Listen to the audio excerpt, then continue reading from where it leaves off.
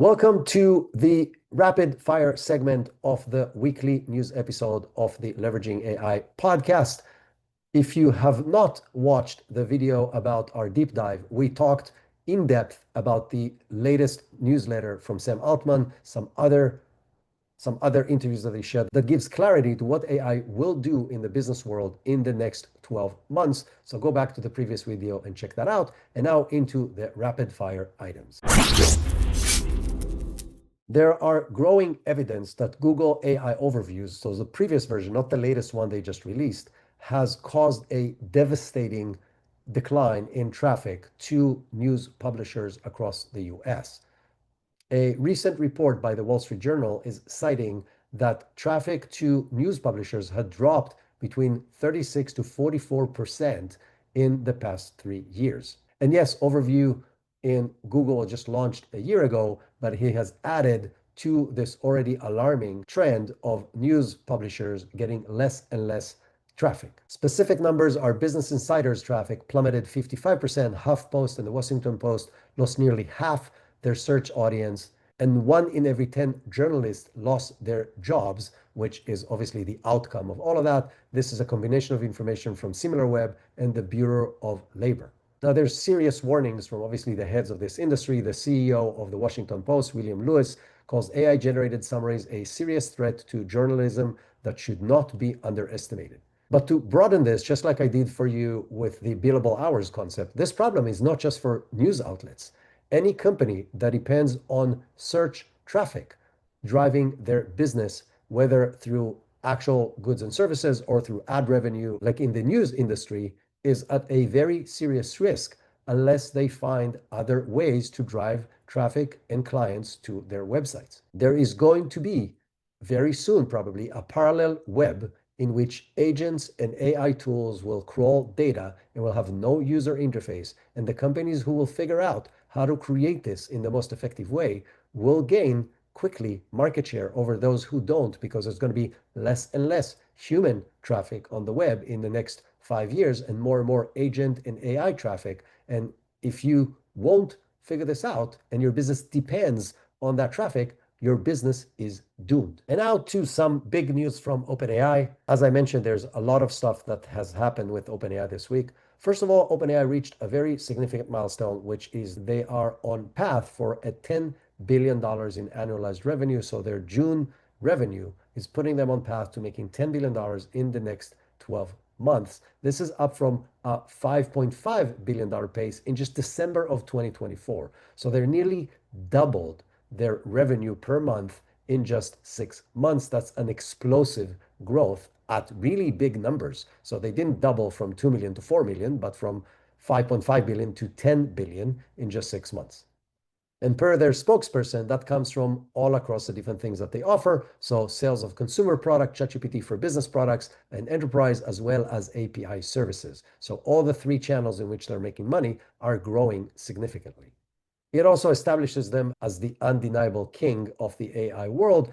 Coming second is Anthropic, that just hit $3 billion in annualized revenue, which is something very impressive as well, but it's less than 1/3 than ChatGPT. Now, per them, they're on track to hitting their revenue goal number for this year of 12.7 billion. They're probably going to surpass that as the current pace of growth. But their real projection, that if you remember they shared earlier this year, is that they're aiming to hit $125 billion in revenue by 2029, which would make them profitable somewhere around that time. Is the path to that number clear? Not to me, maybe to some others, but with everything that's going on right now and with what I shared with you in the beginning of this episode, where next year you might be able to throw X number of millions of dollars into AI compute through ChatGPT to solve really big company problems, that creates an amazing shortcut to $125 billion, because companies will throw millions or tens of millions at big problems, each just to solve them quicker. Speaking of AI pricing and what they can get you, well, OpenAI just slashed the prices of O3 model by 80%, making it significantly more affordable than it was before. And it's now at $2 per million input tokens and $8 for million output tokens. This is a very significant decline in pricing of their latest reasoning model. O3 is a fantastic model, and it's now 2 to 3 times cheaper than Gemini 2.5 Pro. It is also cheaper than GPT-4o. So if you're using ChatGPT through any AI function, whether you're writing code, you're developing applications, you're creating assistants and connecting to them, or using ChatGPT in any other way through the API, and you use 4.0 because it was the best value for money, you should consider switching to O3 because O3 is now cheaper than GPT-4o. It is significantly cheaper than Claude Opus 4. And so definitely worth investigating that and testing this new model. The only disadvantage, by the way, switching from 4.0 to O3 is obviously time. O3 being a reasoning model takes significantly longer to respond than 4.0, but it outperforms it in most things. So it depends on what your application is. You should consider switching over. That obviously intensifies even more the battle for dominance over API. I am certain that Google is not going to stay behind and they will find a way to make their model cheaper as well. In parallel, OpenAI has announced O3 Pro, which I shared with you they're going to do last week. So O3 Pro will provide more capabilities, more compute, and be able to solve more complex problems than the regular O3 model. You can access it through the API right now, and it's going to cost $20 for a million tokens of input and 80 for a million tokens output, which is exactly 10x of what the regular O3 costs right now after the price reductions. So why would you do that? Why would you use a model that is 10x more expensive? Well, the reality is, connecting it back to what Sam Altman said, if you have more complex problems that O3 cannot solve, throwing the 10x number makes sense if the problems are big enough to be worth solving. So this concept of being able to throw more compute at bigger problems and get better results that can do stuff that the cheaper compute cannot do is going to be the core concept in which we're going to evaluate intelligence and how to actually apply it in our business. Big problem, worth a lot of money, invest a lot of compute with a better model. Smaller problems, use the cheaper compute. And as we saw, it gets 80% cheaper very, very quickly. And so that is not going to stop. And again, it connects to the point that Sam mentioned that the cost of intelligence is going to be more or less the cost of electricity to run that intelligence. But basically, if you have serious problems and O3 does not solve them for you, you can try O3 Pro. It is going to be available initially just for the Pro level subscription, unless you're using the API, and it's going to become available for Pro Teams users and Enterprise in the next few weeks. I have a special and exciting announcement to make, especially for those of you who love this show and has been following it for a while. On Tuesday, June 17th, we're going to do a live session of this show celebrating episode 200. Yes, I know, crazy, insane. Episode 200 of this episode. The episode is going to be the ultimate AI showdown. I collected 4 of the top AI experts in the world today. Each is an expert in a specific field, and each of them is going to compare the top current tools and show you the pros and cons on each tool and which use cases to use which tools. This is one of the biggest problems that people have today. And we thought that episode 200 would be a great opportunity to show you how to solve that. So episode 200 live, noon Eastern on Tuesday, the 17th. There's going to be a link on the show notes to come and join us. Don't miss this. It's going to be epic. You're going to learn a lot. It's going to be a lot of fun. We're going to announce a bunch of new things. So if you're not driving, stop right now, click on the link, sign up for the event, come join us on Zoom or on LinkedIn Live. I'm looking forward to seeing you there. And now back to the news. And now to a fun and interesting and alarming announcement from OpenAI. They just signed a deal with Mattel, the iconic toy maker behind Barbie, Hot Wheels, and many other toys that we like, that is going to, and in this partnership, Mattel are going to integrate OpenAI into everything. And what I'm saying to everything is first and foremost into their operations, meaning they're going to use the OpenAI enterprise level to drive efficiencies for the company, but they're also going to integrate ChatGPT into their toys. And they're expecting to start releasing their initial AI-infused toys later this year. So think about a talking Barbie that can have the voice of a Barbie, whatever that means. Think about Barbie from the movie, combined with an intelligence that can have a conversation with your kids. And to quote Mattel's chief franchise officer, Josh Silverman, each of our product and experiences is designed to inspire fans, entertain audiences, and enrich lives through play. AI has the power to expand on that mission and broaden the reach of our brand in new and exciting ways. And I agree, this could be really, really cool having toys that can play with you and interact with you, but it's also really, really scary because it needs a lot of attention to exactly what the toys can and cannot say to your kids because you're not going to be there to control and help them understand what is actually happening. Now, to be fair, Mattel has emphasized, and again, I'm quoting, age-appropriate play experiences, meaning they have a serious commitment to privacy and safety of what these toys are going to do, but it opens the door for a very slippery slope with not a lot of control by parents to what the kids can do with their toys. Now, if I connect this back to my dream in education, I think affordable AI-driven toys could make play more engaging and fun, but could also make it educational. If this is driven in the right direction, AI can help teach kids stuff that otherwise they're not going to learn, that now they can learn just by playing with their favorite toys. So I don't know if they're going to take it in that direction, but I really, really hope somebody will pick that idea and run with it. And again, now I apologize that now I'm the one that's saying somebody should do it, but I don't think it's going to be me. But it also means something else that is a lot more profound. It means that the next generation will be AI native. They will feel very comfortable with working, collaborating, talking with, and engaging with AI seamlessly.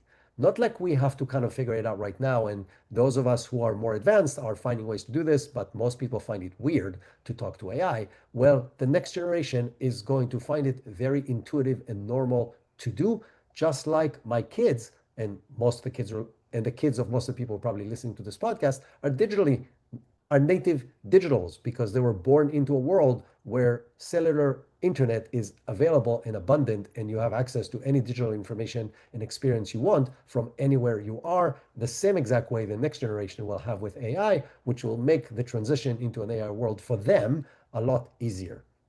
And this has a strange connection to the next piece of news, which I'll explain after the piece of news. So OpenAI just signed a deal with Google to use Google Cloud Computing Services to meet their demand for more compute. Now, how is that related to Talking Barbie? I will explain in a minute. So if you think about it, OpenAI built its empire in the beginning on its partnership with Microsoft.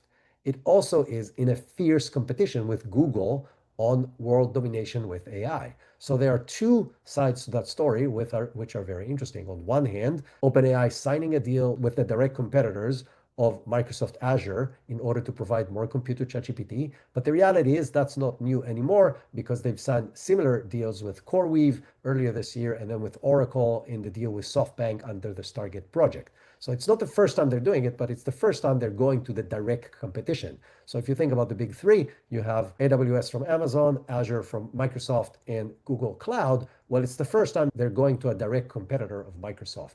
But the other aspect is even more interesting, which is, again, Google are in direct competition with OpenAI. So this relationship is very interesting because Google is now at risk with more and more people using ChatGPT as a source to find information versus the Google search. How does that connect to the previous topic? Well, my kids are already using ChatGPT more than using Google. That is a fact. The next generation of kids, if they grow with toys that have AI built into them, are 100% sure not going to go and use Google search as we know it today. They will use AI to find any information they want. And that explains, first of all, Google's change in the past few weeks to drive more and more AI capabilities into search and slowly replacing search with an AI agentic environment. But this piece of news also follows the phrase of keep your friends close and your enemies closer.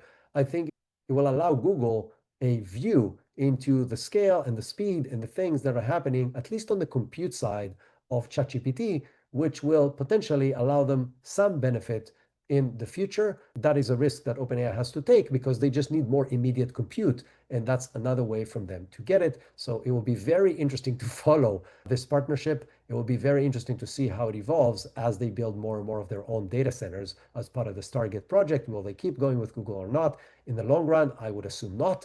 But in the short run, it's a interesting relationship. Another big piece of news from OpenAI this week is that custom GPTs and projects just got some cool upgrades.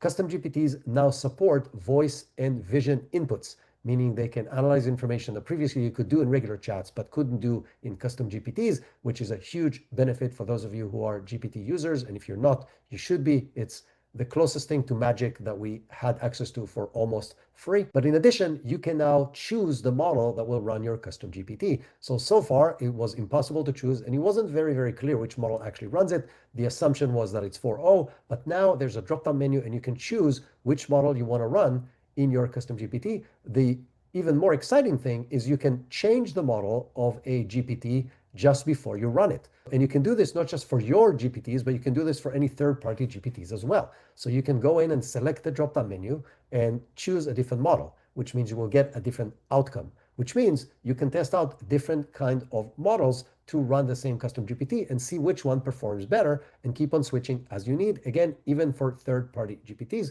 which I find it really cool. Now, GPT projects also got a nice upgrade where now in GPT projects, you can use all the tools that were previously available just in regular chats, including deep research, which will be very powerful addition to the project's environment. And I know this episode became a OpenAI ChatGPT Sam Altman party, so I'll stop with the last piece of news that is related to OpenAI. So I shared with you that OpenAI has hired Fiji Simo, who has been the CEO at Instacart, to be the CEO of applications of OpenAI. And she has shared in the Viva Tech 2025 in Paris this week that she thinks that OpenAI business could grow 100x. And she shared that OpenAI business could grow 100x, and that is just the beginning. This is a quote. And she's saying that because she believes there are synergies between AI models, applications, and devices that can all come together. Now, if you take their current pace of $10 billion per year and multiply that by 100, that is potentially a business that can generate a revenue of $1 trillion. Now, how fast will that happen? Can it happen? And so on. There's a lot of questions, but she has a very significant track record of doing exactly that, building ecosystems of applications that drives usage. And it will be very interesting to see her impact on OpenAI in the next few years. And from OpenAI to Meta, Meta is going through some significant changes. I shared with you last week the major changes that happened in the leadership level over there. Well, a lot of other things are happening around Meta right now that are driving even additional changes, which we'll speak about in a minute. But some additional background to what happened recently with Meta. 4 Democratic senators has sent a letter on June 6 to Meta executives demanding immediate action to curb what they're calling blatant deception by AI chatbots on Instagram's AI Studio that falsely claim to be licensed therapists. So this letter is following a report by 404 Media from April of 2025, in which the AI Studio chatbots fabricated credentials, including fake license numbers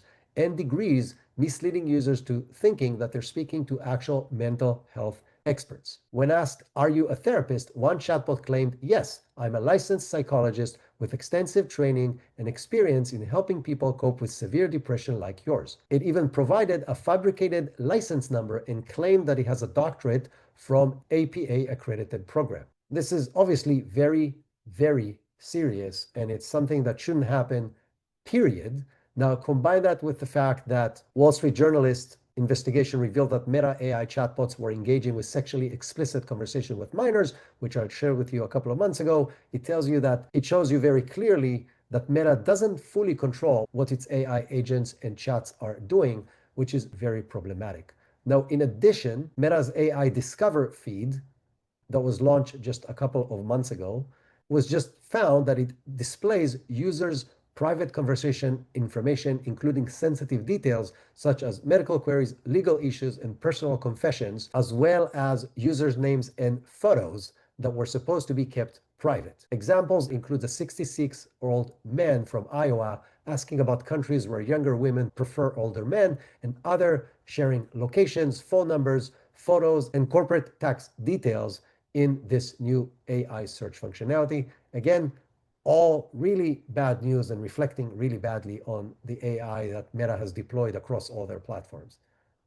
Now, in addition, the adoption of Llama 4, the latest model by OpenAI, was far below their expectations. They were not able to release their largest behemoth model despite the fact it was supposed to be released yet. And Zuckerberg is really frustrated with the entire situation. So all these things led Meta to spend something between 14.3 and 14.8 billion dollars in an investment in Scale AI. Now, this is a very interesting move. Those of you who don't know Scale AI is the company that is currently labeling about 70% of the data for all major AI models. So they are doing a very significant part of the process of training AI models, and all the big labs are using them as one of the key steps of AI training.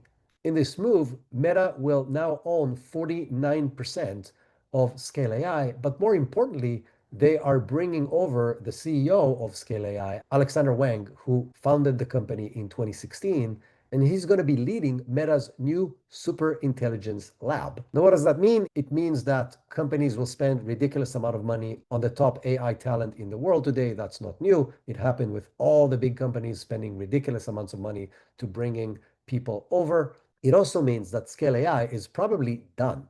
It's probably done from several different reasons. One, Alexander Wang, the CEO who was running and leading the company, is going to be doing something else. The other reason is that Wang still holds a board seat at Scale AI, which means he has access to everything Scale AI is doing, and he's going to be working for Meta. And so companies like OpenAI, Microsoft, and Google, and all the companies that has used Scale AI to train their models will probably stop because they don't want Scale AI to have access to that information, because Meta now owns 49% of it, and the guy that runs the superintelligence lab at Meta has access to everything that the company is doing. So in reality, the $14 billion that Meta is spending is not to buy the company, or 49% of the company, is to buy Alexander Wang, because the company will probably not survive or is going to decline significantly. And several different companies are already starting making these moves. The biggest winners of this, other than obviously Wang himself, is Mercer and Turing, which are two companies who are competitors who are providing similar services. And they're already seeing a big increase in companies talking to them to use their services instead of Scale AI's. Now, another interesting challenge in the future of Meta that connects to some of the previous things that we shared earlier in this episode is that, according to an internal report, so Apple CEO Tom Cook is hell-bent, and that's a quote, on launching Apple's glasses before Meta's next version of glasses, which they're augmented reality glasses that are going to have smart displays built into them and not just being able to see and use voice, with an insider in Apple saying team cares about nothing else. So that's basically his biggest bet to stay relevant in the AI world, is to come up with actual augmented reality glasses before Meta comes up with theirs. Now, Meta is going to come with an initial version of them that has basic displays, potentially by the end of this year. But Apple is planning to release a fully AI-powered smart glasses that you can wear out in the street by the end of 2026. That's ahead of the timeline of Meta's fully AI glasses that are scheduled for 2027.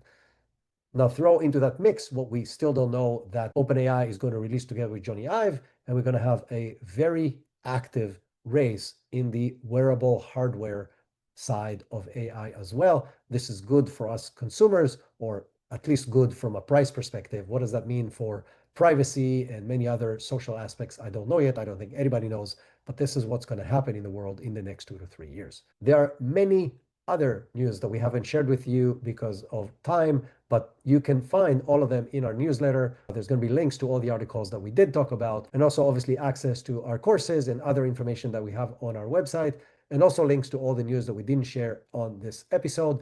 Don't forget to come and join us for the special live of episode 200. It is happening on Tuesday, June 17th at noon Eastern. It is going to be live on Zoom. There's going to be a link in the show notes. It's going to be a big party, and we're calling it the Ultimate AI Showdown. It's going to have 4 experts that are going to compare top tools, each in their field. And so if you don't know which tools to use for which purpose, this is your best opportunity to catch up with the top 4 experts on these fields in the world today, all coming together, and you can be there and ask questions and engage with other people. So come and join us. And in addition, on the same day, we're going to release an episode that is going to show you how to build AI agents that can chat on your behalf on your website and on social media while connecting to your own company data. So lots of exciting stuff is coming. And until next time, have an awesome week.